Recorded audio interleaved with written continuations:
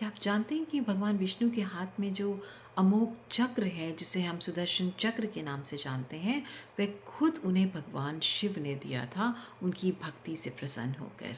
आइए शिव पुराण की इस अध्याय को समझते हैं सरल भाषा में।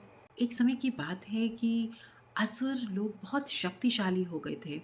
वे देवताओं के काम में बाधा डाल रहे थे और उन्हें बहुत परेशान कर रहे थे।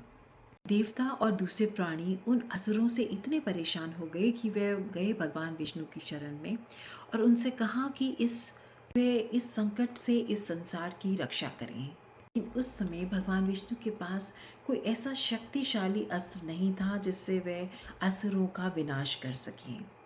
तब भगवान विष्णु पहुंचे भगवान शिव की शरण में।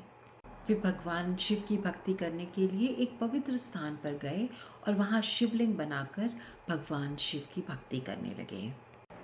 भगवान विष्णु ने भगवान शिव को प्रसन्न करने के लिए उनके सहस्त्र नाम अर्थात भगवान शिव के 1000 नामों का स्मरण किया। वे हर नाम के साथ भगवान शिव को एक कमल अर्पित करते थे। ऐसे करके वे एक एक करके भगवान शिव का नाम लेते और हर नाम के साथ वे भगवान शिव को एक कमल अर्पित करते हैं। भगवान विष्णु की ऐसी भक्ति देखकर भगवान शिव अत्यंत प्रसन्न हुए, लेकिन उन्होंने भगवान विष्णु की भक्ति की परीक्षा लेनी चाहिए। भगवान शिव ने चुपके से एक कमल का फूल वहाँ से चुरा लिया, ये देखने के लिए कि भगवान विष्णु अब करते क्या हैं। भगवान विष्णु तो अपनी भक्ति में मग्न थे। जब वे एक एक करके पुष्प भगवान शिव को शिवलिंग पर चढ़ा रहे थे, तो उन्हें तब एहसास हुआ कि एक पुष्प तो कम था। विष्णु जी ने चारों ओर खोजा पर वे पुष्प उन्हें कहीं नहीं मिला। समय बीत रहा था और पूजा अधूरी रह जाने का भय उन्हें विचलित कर रहा था। भगवान विष्णु को उस समय एहसास हुआ कि जो उनके भक्त हैं उन्हें कमल नयन के नाम से बुलाते हैं, यानी कि जो उनके नयन है वो कमल के समान है। तब उन्होंने विचार किया कि क्यों ना मैं इन नयन को ही भगवान शिव को कमल की जगह अर्पित कर दूं। तब उन्होंने बिना संकोचे अपनी एक आंख निकालकर शिवलिंग के ऊपर कमल के समान चढ़ा दी। भगवान शिव प्रकट हुए और भगवान विष्णु की भक्ति से इतने प्रसन्न हुए कि पहले तो उनके नयन उन्हें वापस करे और फिर उनसे कहा कि वे जो चाहे वरदान मांग सकते हैं। भगवान विष्णु ने निवेदन किया कि हे महादेव, जब जब संसार में असुरों का अत्याचार बढ़ेगा, मुझे संसार की रक्षा करनी होगी।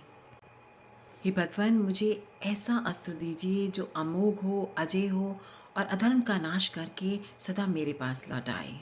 भगवान विष्णु की इस प्रार्थना से भगवान शिव और भी प्रसन्न हुए और उन्हें ये भगवान शिव ने अपनी तीसरी आँख की अग्नि से इस चक्र का निर्माण किया और भगवान विष्णु को प्रदान किया।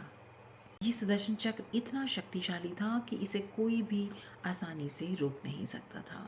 भगवान शिव से प्राप्त हुए इस सुदर्शन चक्र से फिर भगवान विष्णु ने दैत्यों का संहार किया और इस प्रकार देवताओं को दैत्यों से मुक्ति मिली और सुदर्शन चक्र का नाम हमेशा के लिए भगवान विष्णु के साथ जुड़ गया। संसार में फिर से शांति स्थापित हुई। कथा हमें बताती है कि भगवान शिव सिर्फ आपकी भक्ति नहीं बल्कि उसके पीछे का भाव भी देखते हैं, और जहाँ भावपूर्ण भक्ति होती है भगवान शिव खुद अपनी शक्ति प्रदान करते हैं। शिव पुराण की ऐसी कथाओं को अगर आप सरल भाषा में सुनना और समझना चाहते हैं तो हमारे चैनल को लाइक और सब्सक्राइब ज़रूर करें। कल मिलते हैं एक नई कथा के साथ। ओम नमः शिवाय।